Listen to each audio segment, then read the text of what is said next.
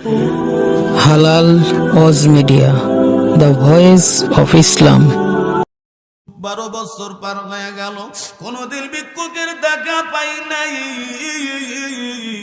তুমি আজকে আইছো বন্ধু, আমি তোমারে কেমনে খালি হাতে ফিরাইয়া দেই? জমিনের কোনো খাদ্য আমার কাছে নাই, আমার কাছে কোনো খাবার নাই রে বন্ধু। আমি আমার মাওলার উপর তাওয়াক্কুল করে চলি। যখন রিজিকের বাজেট হয় তখন খাই, যখন হয় না তখন খাই না। আমার কাছে খাবার নাই, তবে আমার কাছে একটা গায়ের জুব্বা আছে। যদি তুমি এইটা নিয়ে সন্তুষ্ট হও, তাইলে আমি তোমার এটা আমার আল্লাহর রাস্তে দিয়া দিতে পারি। ভিক্ষুক বলেন, তোমার যেহেতু কিছু নাই, এইটাই দিয়া দাও, আমি তাতেই সন্তুষ্ট হয়ে যাব। আল্লাহর বান্দা গায়ের জামাটা খুলিয়া আল্লাহর বান্দাকে আল্লাহর রাস্তায় দিয়ে দিলেন। ভিক্ষুক খুশি হয়ে গেল, আসমানের দিকে মুখ উঠে ডাক দেখো, আল্লাহ, এই ব্যক্তির কাছে আমি কিছু সাহায্য চেয়েছিলাম। আল্লাহ, খাবার কিছু নাই, পরন একটা মাত্র জামা ছিল, ওইটাও খুলে দিছে। মাওলা, আপনি এর ব্যক্তির মনের আশা পুরা করে দেন। আল্লাহ, আপনি তারে ওলি বানায়া দেন। জোরে কোন সুবহানাল্লাহ। আউলিয়ানা কারে উকবা ইখতিয়ার, জাহেলারা কারে দুনিয়া ইখতিয়ার। মাইলে মোমেন সোয়ে মোমেন বিশওয়াত, মাইলে কাফের সোয়ে কাফের মিশওয়াত। قال رسول الله صلى الله عليه وسلم إذا مات الإنسان انقطع عنه عمله إلا من ثلاثة، إلا من صدقة جارية أو علم ينتفع به أو والد صالح يدعو له। رواه ابن মাজাহ। আমার নবী বলেন, আবু হুরায়রা রাদিয়াল্লাহু তাআলা বর্ণনা করেন, নবী বলেছেন, মানুষ মরণের পরে সব আমলের দরজা বন্ধ হয়ে যায়, তিনটা আমলের দরজা খোলা থাকে। এক নাম্বার হলো ইল্লা মিন সাদাকাতিন জারিয়া, যেই মানুষগুলি জমিনে সদকায়ে জারিয়া করবে, আমার আল্লাহ তাকে মাফ করে জান্নাতি বানায়া দিবেন। সুবহানাল্লাহ। মুসলমান ভাইরা, এই যুবক ছেলেটি সাদকা করছে, আল্লাহ পাক এবার সংবাদ দিচ্ছেন, আরে যুবক, তোর দান কবুল হয়ে গেছে। এই সাদকা করার কারণে সমস্ত গুনাহ মাফ করে দিলাম। 12 বছরের নেক আমল এক জায়গায় জমা করে আমি তোমাকে মুমিন বানায়া দিলাম। জোরে কোন সুবহানাল্লাহ। আল্লাহ রহমত যে জায়গায় আছে, বান্দার ওই জায়গায় যাওয়া দরকার। কিন্তু বান্দা আল্লাহ পাকের রহমত সারিয়া গজবের দিকে দৌড়াইতেছে। জোরে কোন ঠিক কিনা? ভাই, মসজিদে গেলে রহমত পাওয়া যায়, কোরআনুল কারীমের মাদ্রাসায় গেলে রহমত পাওয়া যায়, দ্বীনি আলোচনা যেখানে হয়, কোরআনুল কারীমের বয়ান যেখানে হয়, ওই জায়গায় আল্লাহ পাকের রহমত পাওয়া যায়। বান্দা রহমতের দিকে দৌড়ায় না, বান্দা গজবের দিকে দৌড়ায়। দুনিয়ার বাবারা বোঝেন, দুনিয়ার মানুষ দুনিয়ার দান্দা নিয়ে আছে, দুনিয়ার সুখ আর শান্তি মায়া নিয়ে আছে, কিন্তু না, আমার মাওলা বলেন দুনিয়া অল্প সময়ের জিন্দেগির পরে তোমাদেরকে এখান থেকে চলে যেতে হবে। আসল বাড়িতে যেই বাড়ি শুরু হবে আর শেষ হবে না, ওই জিন্দেগির জন্য আমাদেরকে সামানা নেওয়ার জন্য আল্লাহ জমিনে বানাইছে। জোরে কোন ঠিক কিনা? কিন্তু মানুষ দুনিয়ার মায়ায় পড়িয়া বেহুশ হইয়া গেছে। আমার মাওলা চেনে না, আমার নবী চেনে না, কোরআনও চেনে না। দুনিয়ার লোভ আর লালসায় পড়িয়া জাহান্নামী মানুষের পিছে দৌড়ায়। এ মুসলমান ভাইরা, আমার মাওলার কোরআন এত দামি, আমার মাওলার কোরআনের জন্য তামাম দুনিয়ার সমস্ত মাখলুকাত পাগল। জোরে কোন ঠিক কিনা? আসমান জমিনের ভিতরে যা আছে সব আমার মাওলার পবিত্রতা বর্ণনা করে, কেবলমাত্র মানুষ বন্ধু দুনিয়ার মহাব্বতে পড়ি আমার মাওলার কোরআন ভুলে গেছে, আমার আল্লাহর তাসবিহ ভুলে গেছে।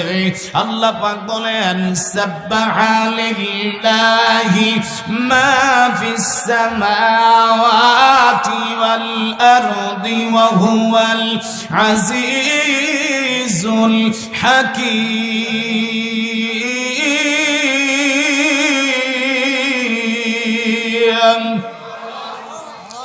আল্লাহ রাব্বুল আলামিন বলেন নবমণ্ডল ভূমণ্ডলের মধ্যে যা আছে সব আমার আল্লাহ তাবারক তাআলার তাসবিহ পড়ে, জোরে কোন ঠিক কিনা?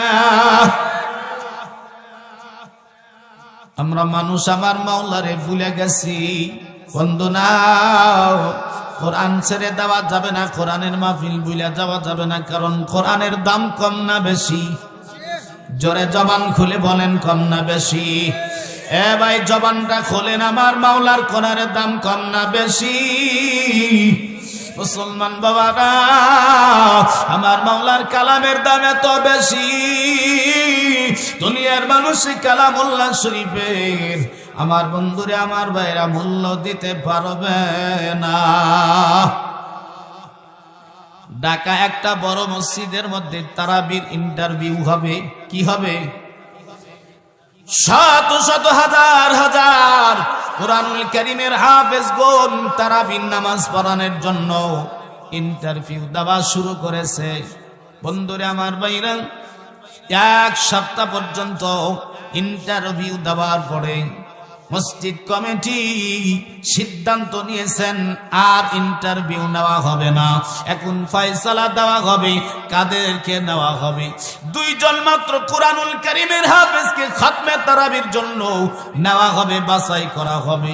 বন্ধুরা আমার বাইরে 700 উপরে, বন্ধুরা আমার বাইরে 1500 2000-এর উপরে হাফেজে কোরআন ইন্টারভিউ দিয়েছেন। জুমার দিন, জুমার নামাজের পরে কমিটি বসছে মসজিদের ভিতরে ফয়সালা দেওয়ার জন্য যে আমরা এক সপ্তাহ পর্যন্ত যেই মানুষগুলার ইন্টারভিউ নিলাম এদেরকে জানায়া দেব কাদেরকে মসজিদে খাতমে তারাবির জন্য নেওয়া হবে। মুসলমান ভাইরা, জুমার নামাজের পরে নামাজ শেষ করার পরে যখন ওলামায়ে কেরামরা মসজিদের মধ্যে বসে আলোচনা শুরু করেছেন, এমনি সময় মসজিদের গেটের মধ্যে বন্ধুরে আমার ভাইরা দুইটা ছোট্ট ছোট্ট বন্ধুরে আমার ভাইরা মাসুম সন্তান দরজার মধ্যে লক করতেছি। বন্ধুরে আমার ভাইরা যখন লক করতেছে, মসজিদের মুয়াজ্জিন দৌড়াইয়া মসজিদের দরজার কিনারায় যায়, যাইয়া দেখে দুইটা ছোট্ট ছোট্ট বাচ্চা দাঁড়ায় আছি। ডাকদা বলে, বাবা কি হয়েছে? নামাজ শেষ হয়ে গেছে, এই জায়গায় কি করো? বলে, আমরা শুনেছি এই মসজিদে খতমে তারাবির জন্য হাফেজ নেওয়া হবে, আর আমরা দুই ভাই সেই তারাবির ইন্টারভিউ দেওয়ার জন্য আমরা এসেছি। মসজিদের যিনি খতিব সাহেব, উনি এই কথা শুনছে আর মুয়াজ্জিনকে বলতেছে, বলে দাও ইন্টারভিউ নেওয়া হবে না, ইন্টারভিউ নেওয়া শেষ হইয়া গেছি, আজকে শুধু ফয়সালা দেওয়া বাকি। মুসলমান ভাইরা কবির মনোযোগ দেন, আমার মাওলার কালামে পাকের এত দাম। এই ছোট্ট দুটি বাচ্চা ডাক দিয়া বলেন, মুয়াজ্জিন সাহেব, আমরা জানি ইন্টারভিউর সময় শেষ হইয়া গেছে, কিন্তু কি করব? আমাদের বাড়ি সেই কুড়িগ্রাম, ওখান থেকে আমরা গাড়ি ভাড়া নাই, আমরা বেঙ্গে বেঙ্গে আস্তে আস্তে আমাদের দেরি হইয়া গেছি। ইমাম সাহেব ডাক দিয়া বলেন, এই মুয়াজ্জিন সাহেব, এই জায়গায় কিসের চিল্লা চিল্লি? বলে দাও ইন্টারভিউ নেওয়া হবে না, নিষেধ করে দাও, চলে যেতে বলো। ছোট্ট ছোট্ট হাফেজে কোরআন ডাক দিয়ে বলেন, হুজুর আমাদের যদি তারাইয়া দেয় আমরা কোন জায়গায় চলে যাব? আল্লাহর ঘর থেকে মানুষকে তাড়াইয়া দিতে না, আমাদেরকে একটু সুযোগ দেন। ইমাম সাহেব বলেন, আর সুযোগ দিয়ে কি হবে? কারণ আর তো আর লোক নেওয়া হবে না, কারণ আমরা যাদেরকে নিব তাদের রেজাল্ট আমাদের কাছে আসছে, এখন শুধু জানায়া দেওয়া বাকি। এই মুহূর্তে তো আর ইন্টারভিউ নেওয়া যাবে না। ওই পাশে একজন বড় আলেম ছিলেন, ডাক দিয়ে বললেন, ইমাম সাহেব, ছোট্ট ছোট্ট বাচ্চারা যখন আসছে মসজিদ থেকে তাড়াইয়া দেওয়া কেমন দেখা যায়, ওদেরকে আসতে বলেন, আর আমরা একটু তেলাওয়াত গুলা শুনি।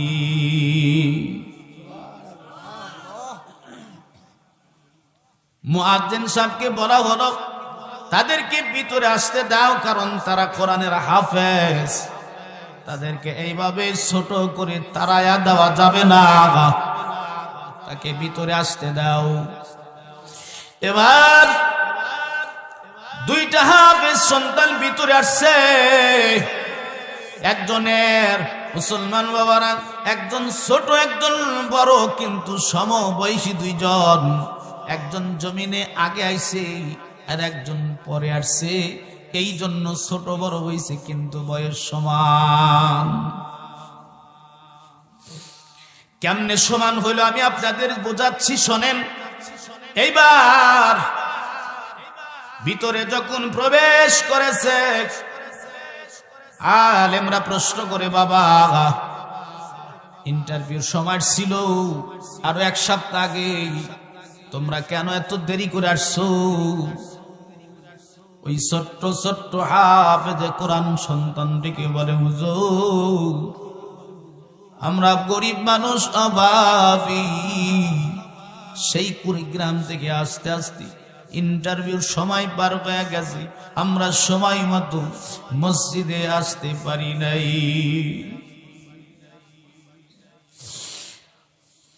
বাবা তোমার নাম কি? বড়টা বলে আমার নাম মুআজ, ছোটটা বলে আমার নাম তালহা। আলেমরা ডাকতে বলেন, মসজিদ কমিটির মানুষেরা, এই দুইজন সন্তানের নাম আমার নবীজির কাছে সাহাবাদের নামের নাম, এমনি তাড়াইয়া দেওয়া যাবে না। তাদের কাছ থেকে কুরআনুল কারীম তেলাওয়াত শুনতে হবে। এবার ইমাম সাহেব বলেন, ঠিক আছে, তোমরা যখন আসছো তাইলে তোমাদের পরিচয়টা দাও, বাড়ি কোথায়, কারা তোমরা? বলে আমাদের দেশের বাড়ি হলো কুড়িগ্রাম, আর আমরা দুইজন ভাই, আমরা দুইজন যমজ ভাই, একসঙ্গে মাদ্রাসায় গেছি, আমরা একসঙ্গে কালামুল্লাহ শরীফ হেফজ করেছি, আর আমরা খতমে তারাবি পড়ানোর জন্য প্রস্তুত আছি। তোমাদের যেই বয়স, তোমরা খতমে তারাবি পড়াতে পারবে না। বলে, হুজুর যখন আমরা আসছি আমাদের পড়া ধরেন আর শোনেন, দেখেন আমরা উপযুক্ত কিনা। বলে, তোমাদের মন মতো তেলাওয়াত করো। ছোটটা ডাক দেয়া বলেন, ওস্তাদ আমরা এখানে ইন্টারভিউ দেওয়ার জন্য আসছি, এমনি কুরআনুল কারীম তেলাওয়াতের জন্য আসি নাই। আপনি আমাকে প্রশ্ন করেন আর আমরা আপনার প্রশ্ন শুনিয়া তেলাওয়াত করতে শুরু করি। বন্ধুরে আমার ভাইরা, আলেমরা ডাক দেয়া বলেন, এরকম সাহসী মানুষ আর সাহসী হাফেজ কোনদিন দেখি নাই যে তারা ইচ্ছা করে বলে আমাকে প্রশ্ন করেন, আমি তেলাওয়াত করি। মুসলমান ভাইরা, এবার প্রশ্ন শুরু করলেন। হাফেজে কোরআন কোরআনুল কারীম তেলাওয়াত শুরু করলেন। একজন প্রশ্ন করে শেষ করে আর একজন শুরু করে, আর একজন শেষ করে আর একজন শুরু করে। আলেমরা প্রমাণ করে যে এই দুইটা সন্তানকে এত প্রশ্ন করলাম, কোন জায়গায় একটা লোকমা দিতে পারলাম না।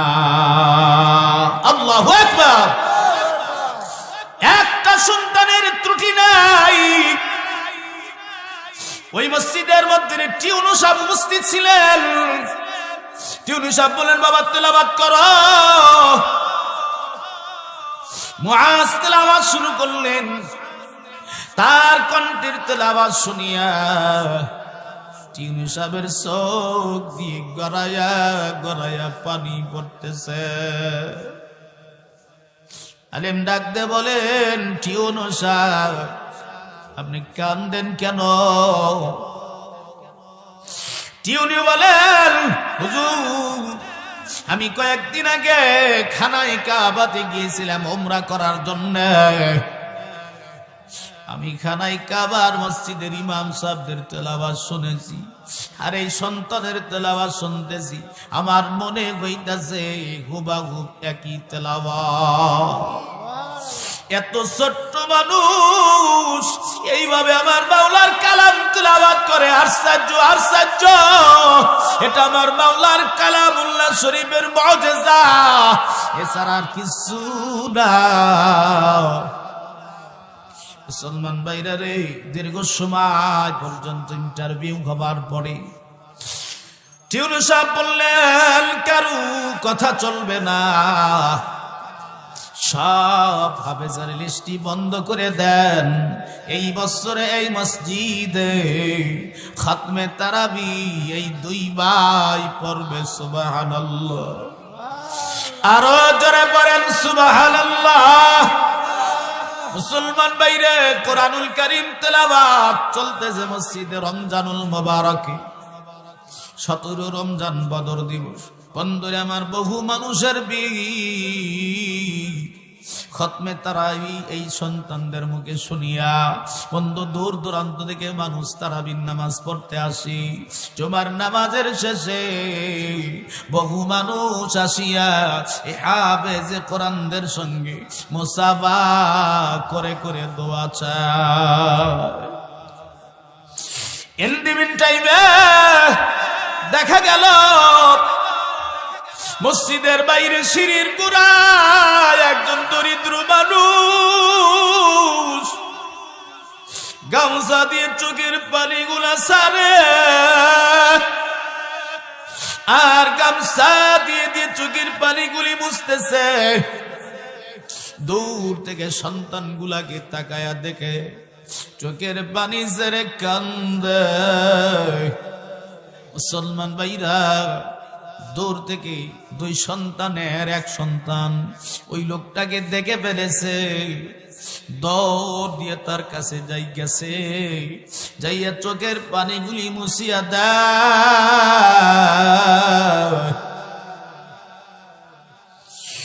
মুসলমান ভাইরার কমিটির মানুষগুলি দৌড়াইয়া গেছে ওই দরিদ্র ব্যক্তির কাছে। এই জায়গায় পয়সা পয়সা কাঁদেন, তার বা কারণ কি? ওই ব্যক্তি ডাক দে বলেন, এই 2টা সন্তান আমার সন্তান। এই মুআজ আর তালহা আমার ছেলে। বলে আপনার এই অবস্থা কেন? বলে আমি এমন দরিদ্র মানুষ, ঢাকা শহরে আমি রিক্সা চালাই।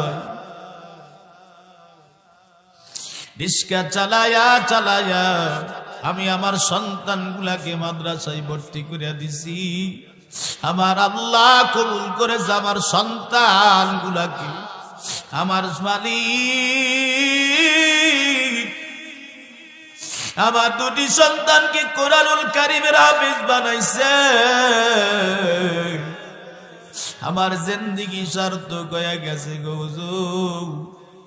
আমি টাকা চাই না, বাড়ি চাই না, মরণের পরে যেন আল্লাহ আমার এই সন্তানগুলার উসিলা করে আমারে মাফ করে দেয়।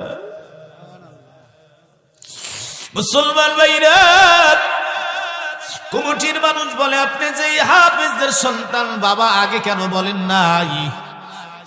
আরে সসম্মানে ভিতরে নিয়ে গেছে, জিজ্ঞাসা করে আপনি একা, আর এই সন্তানগুলার মা কোথায়? ডাক দিয়ে বলেন, হুজুর 2 বছর আগে রোড অ্যাক্সিডেন্ট করে আমার এই 2টা সন্তানের মা দুনিয়া থেকে বিদায় নিয়ে গেছে। আমার এতিম সন্তানগুলা মাদ্রাসায় পড়ে হুজুর, গ্রামের বাড়িতে আমার জায়গা নাই, আমি শহরে কলোনির মধ্যে ভাড়া একটা বাড়িতে থাকি, ভ্যান গাড়ি চালায়া চালায়া আমার সন্তানগুলার লেখাপড়া করাই। মুসলমান ভাইরা রে, আল্লাহ রাব্বুল আলামিন কোরআনুল কারীমের মর্যাদা এত বাড়ায় দিয়েছেন। রিস্কাওয়ালার পোলা বন্ধুরা আমার ভাইরা বড় সরকারি জামে মসজিদে খতমে তারাবির নামাজ আদায় করে, হাজার হাজার মানুষ তার পিছনে নামাজ আদায় করে। আমার মুসলমান ভাইরা বলেন, কোরআনুল কারীমের দাম কম না বেশি? আরো জবান খুলে বলেন, কম না বেশি? মুসলমান ভাইরা, কোরআনুল কারীমের দাম এত বেশি, আমার আল্লাহ পাক বলেন, ইন্নাহু লাকুরআনুন কারীম।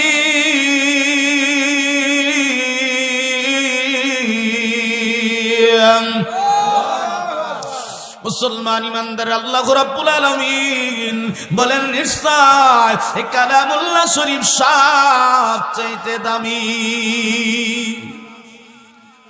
সবচাইতে দামি করে আমার মাওলা কোরআনুল কারীম নাজিল করেছেন। এ মুসলমান ভাইরে, কোরআনুল কারীমের মাহফিলে যারা বসবে আমার আল্লাহ তাদেরকেও দামি বানায় দিবেন।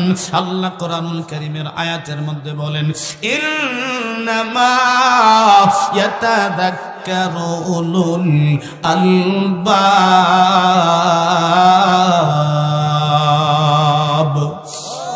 রব্বুল আলামিন বলেন, ইরশাদ কোরআন শরীফের নসিহত যারা শোনে তারা বুদ্ধিমান।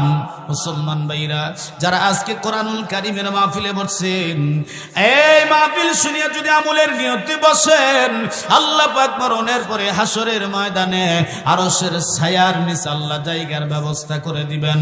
ওই দিন ভালো মানুষগুলাকে আমার আল্লাহর কাছে রাখবেন, আর যারা মন্দ মানুষ ওই মানুষগুলাকে আমার আল্লাহ আলাদা করিয়া দিবেন।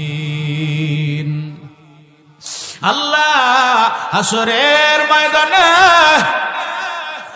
রব্বে কারীম আয়াত কারীমা নাজিল করে ডিভাইড করে দিবেন, আলাদা করে দিবেন।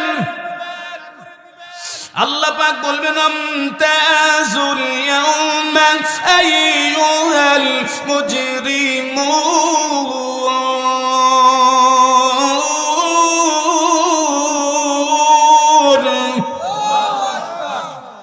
আল্লাহ পাক বলবেন, আজ অপরাধীরা আলাদা হয়ে যাও।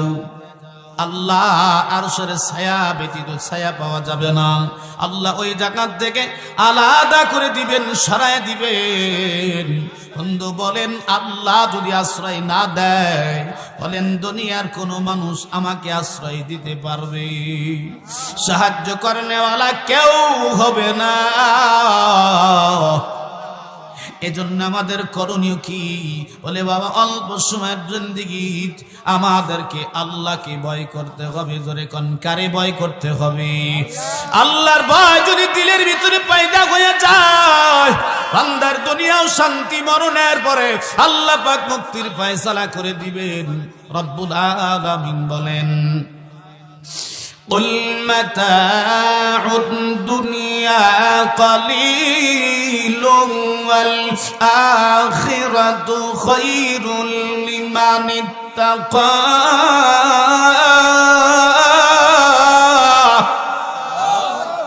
ولا تظلمون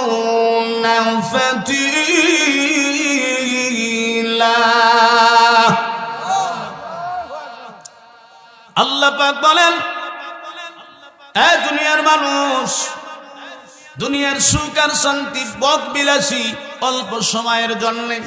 কত সময়? কলিল,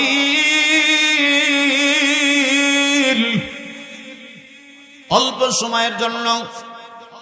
আমার ক্ষমতা, আমার নেতৃত্ব, আমার গাড়ি, আমার বাড়ি, যা আমার সামনে আছে, আমি যা দেখি আর যা দেখি না, সব আল্লাহ পাক আমাকে দিয়েছেন কত সময়ের জন্য? বলে অল্প সময়ের জন্য দিয়েছে বন্ধু। এরপরে আমাদেরকে কিন্তু এখান থেকে চলে যেতে হবে। যেরকম ঠিক কিনা? থাকতে পারবো? থাকার জায়গাটা সামনে আমার মালিক আমাদের দেখায়, আমরা দেখি, তারপরেও শিক্ষা নেই না। যেরকম ঠিক কিনা? চোখের সামনে মানুষ বিদায় নিয়ে কবরে চলিয়া যায়, মসজিদের মাইকে এলান করা যায়, বাড়িওয়ালা নাই রে বাড়ি, নাই রে দুনিয়া। বারবার প্রতিদিন মাইকের মধ্যে শোনা যায়, অমুক এলাকার মধ্যে মানুষ মারা গেছে, অমুক গ্রামে মানুষ মারা গেছে, অমুক দুনিয়ায় নাই। বন্ধু, একবার চিন্তা হয় না কবে বানি আমার নামটা মাইকে এলান হয়ে যায়? বন্ধুরে, আমাদের খেয়াল নাই, জ্ঞান বিবেক বুদ্ধি সব বিক্রি করে ফেলেছে। কিসের কারণে? বলে দুনিয়ার ভিতরে ক্ষমতার কারণে, লোভের কারণে, মায়ায় পড়ে। জোরে কোন ঠিক কিনা? বন্ধুরা আমার ভাইরা, দুনিয়ার লোভ আর লালসা আমারে গিলে ফেলেছে, যার কারণে আমরা আল্লাহ ভুলে গেছি, কোরআন ভুলে গেছি, নবী ভুলে গেছি। বন্ধু না, ফিরে আসতে হবে। ফিরে যদি না আসেন, আপনি কি জমিনে থাকতে পারবেন? সম্ভব? বন্ধু না, সম্ভব নয়।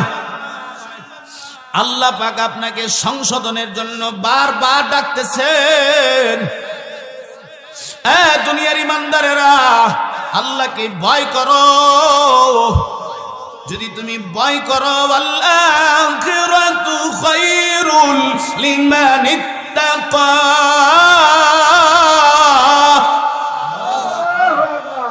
আল্লাহ পাক বলেন, তাইলে তোমার কি হবে?